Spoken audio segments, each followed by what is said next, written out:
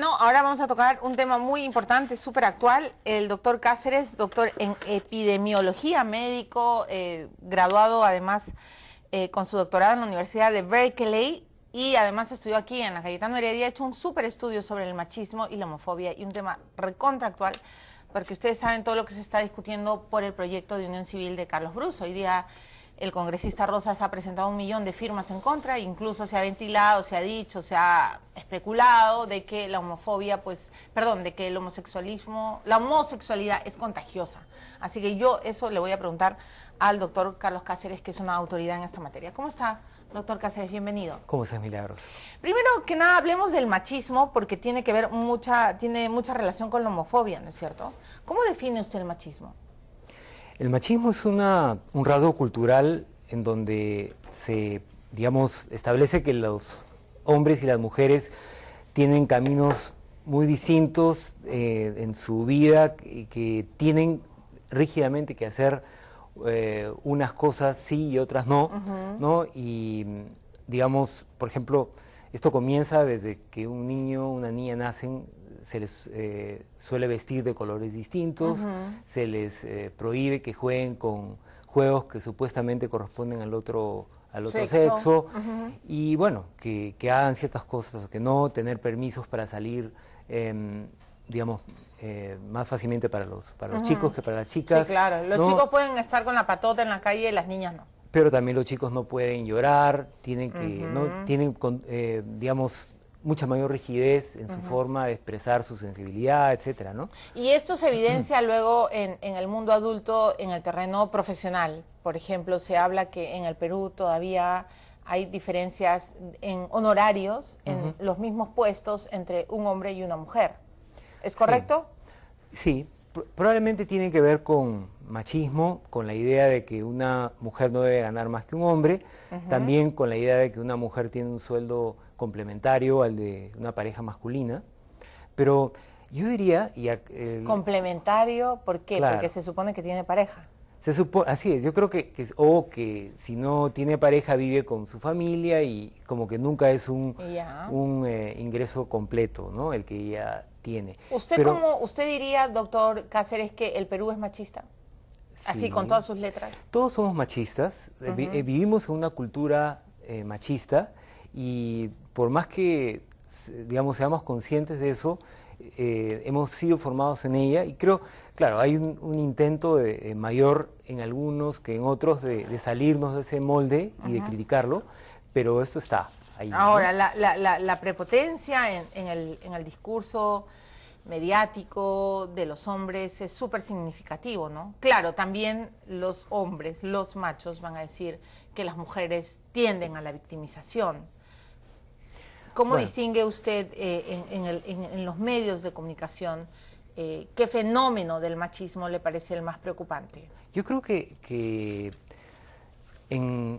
si algo ha cambiado, y ha cambiado mucho la realidad para las mujeres, felizmente para mejor en los últimos años, sobre todo en el aspecto de acceso al trabajo, a la educación y a la justicia, ¿no? Recordemos que hace tal vez 20 años, un poco más, si una mujer era violada, pero el violador se casaba con ella, quedaba libre de culpa. Nuestras leyes estaban así, era una aberración. Sí, claro. O sea, definitivamente las mujeres de 60 años no podían votar. O sea, creo que han habido cambios sociales importantes, pero porque estábamos a un nivel terrible.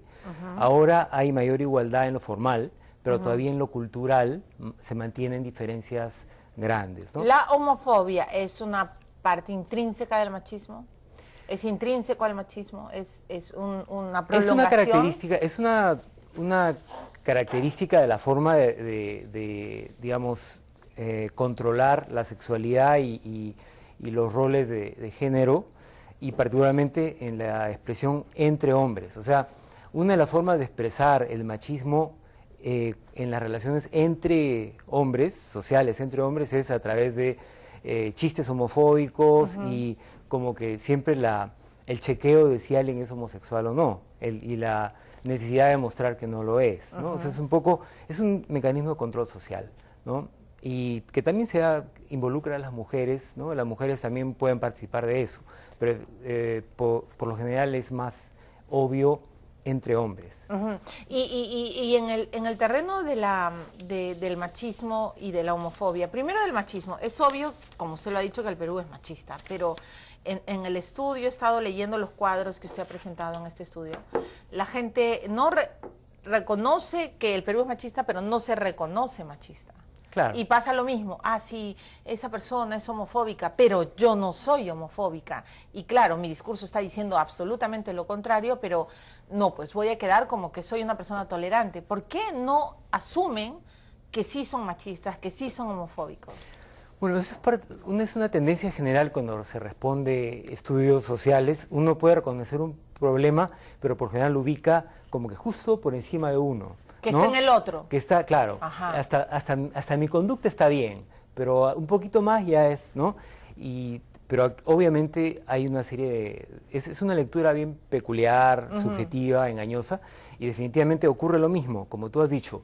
El 3% se reconoce machista, pero dice que el 57% dice que la sociedad peruana es machista. Y homofóbicos se reconocen solo el 4% sí, claro, de la muestra, ¿no? Sí, si solo el 4% fuera homofóbica y fuera muy tolerante a la comunidad gay, creo que habría pues un consenso en este proyecto de ley de la unión civil, y no existe.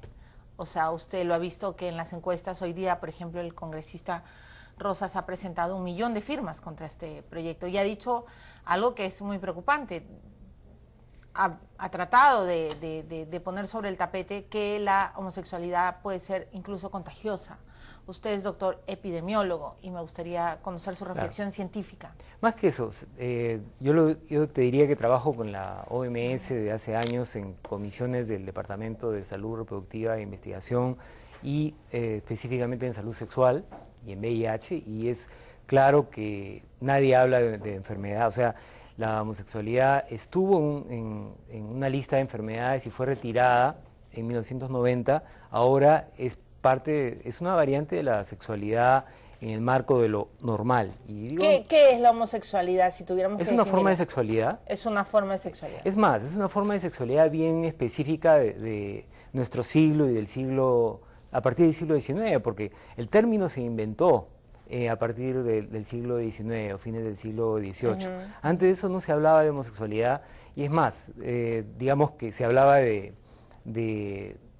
sodomía, se hablaba de prácticas sexuales, pero por lo general quienes practicaban esta sodomía o tenían estas conductas que eran consideradas como, digamos, vicios o conducta licenciosa, tenían parejas del otro sexo también, o sea, eran básicamente personas bisexuales, así es, o sea, claro, es a partir del siglo XIX que la transformación de la cultura occidental, la revolución industrial y, digamos, mucha más gente en las ciudades hacen que la medicina tenga un control mucho más cercano de la sexualidad y de la reproducción, y se comienzan a crear todas estas patologías, se establecen estas etiquetas, ¿no? Entonces usted, como doctor en epidemiología, hoy nos puede decir digamos, con autoridad que la homosexualidad no es una enfermedad.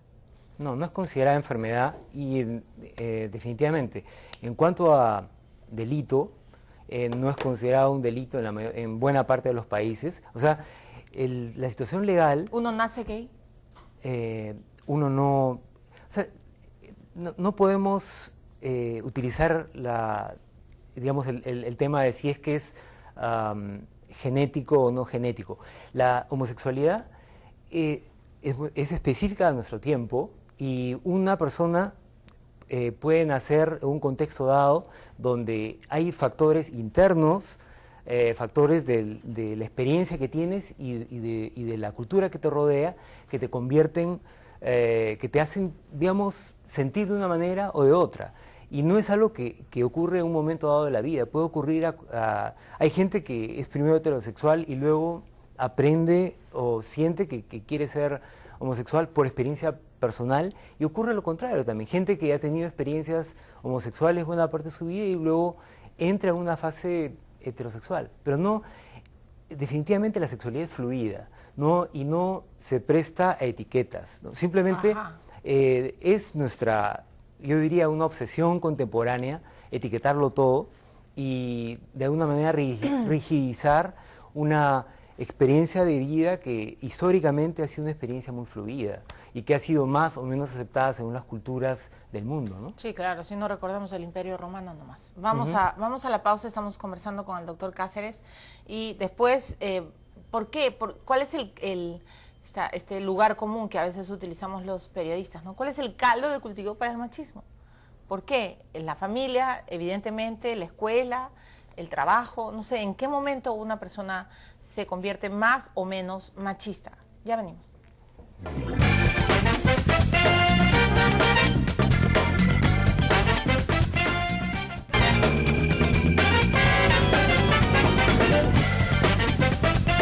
Bueno, estamos conversando con el doctor Carlos Cáceres, doctor en epidemiología, y él ha hecho un estudio sobre el machismo, sobre la homofobia en nuestro país.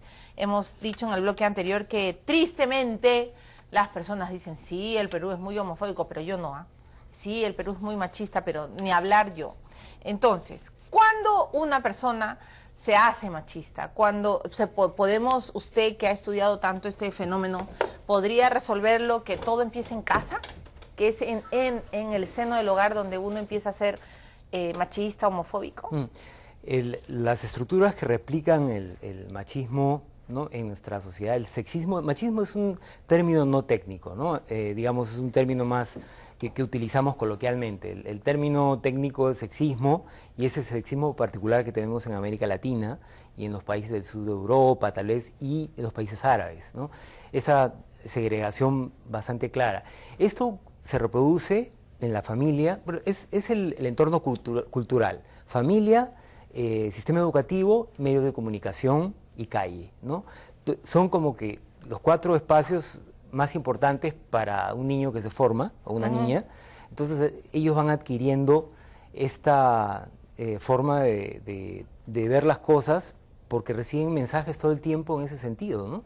Y ya en el trabajo se replica, pero el trabajo es un espacio secundario. Pues pero al trabajo cuando llegas ya pues ya eres un machista consumado. Así es. ¿O no? Y o sea, si eres machista, ya eres machista a los 20 o 25 años. Sí, pues. ¿no? ¿Y uno puede cambiar? Uno es como digamos, como el alcoholismo o como, no sé, como alguna adicción o como algún rasgo negativo de la vida. Uno puede, un machista así retrógrada, prepotente, patán, puede transformarse en una persona tolerante, buena gente, sí, porque que no odie tanto a las mujeres.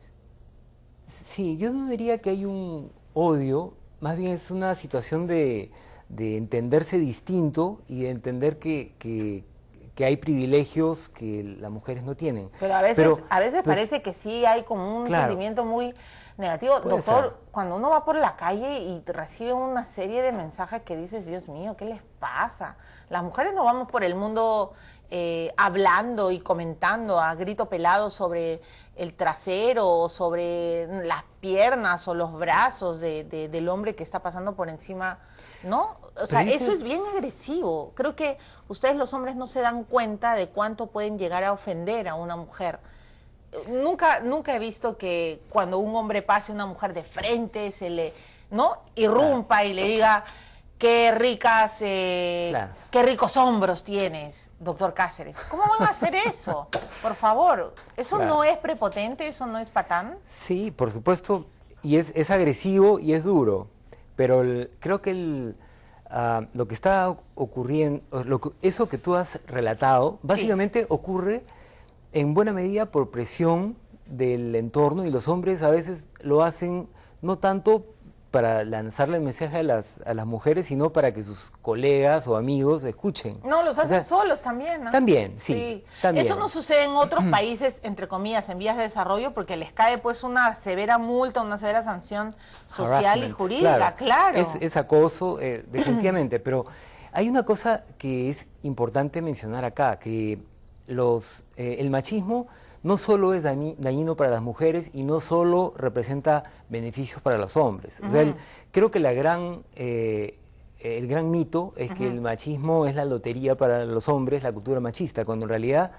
el machismo también en muchos sentidos cierra o reduce las posibilidades de los hombres de desarrollarse como seres humanos integrales, de acuerdo, de expresar emociones, su paternidad. Entonces, las mujeres en ese sentido creo que al reconocer esto que había que cambiar en la cultura y rebelarse y crear un movimiento feminista, cambiaron mucho para ellas y en parte para los hombres que se dieron cuenta. Pero los hombres tienen más dificultad de darse cuenta de que esto es malo también para ellos. Claro. ¿Cuáles son las instituciones más machistas del Perú? ¿Se pueden reconocer?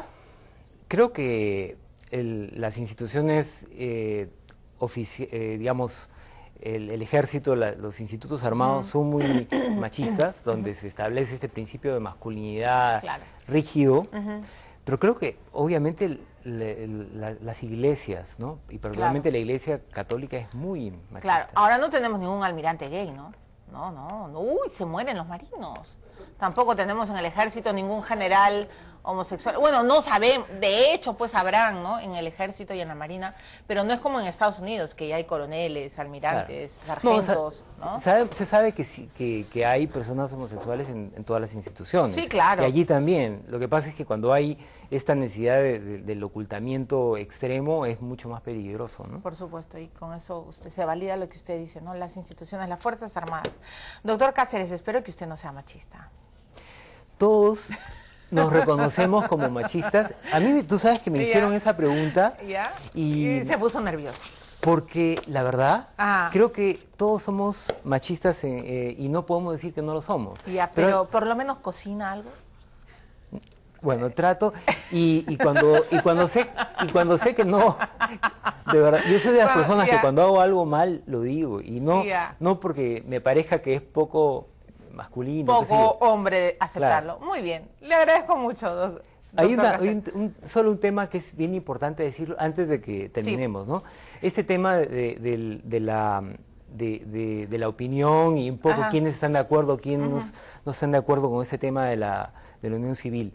Creo que debemos desterrar la idea de que es un tema de opinión pública. No es un tema, o sea, y eso me lo aclaró justamente un abogado que trabaja en derechos humanos. No es un tema de opinión. No es un tema de opinión pública. Y hizo claramente la diferencia entre moral privada y moral pública. Hay temas, qué sé yo, si algo te gusta, qué color o cómo te vas a decir, puede ser un tema de moral privada.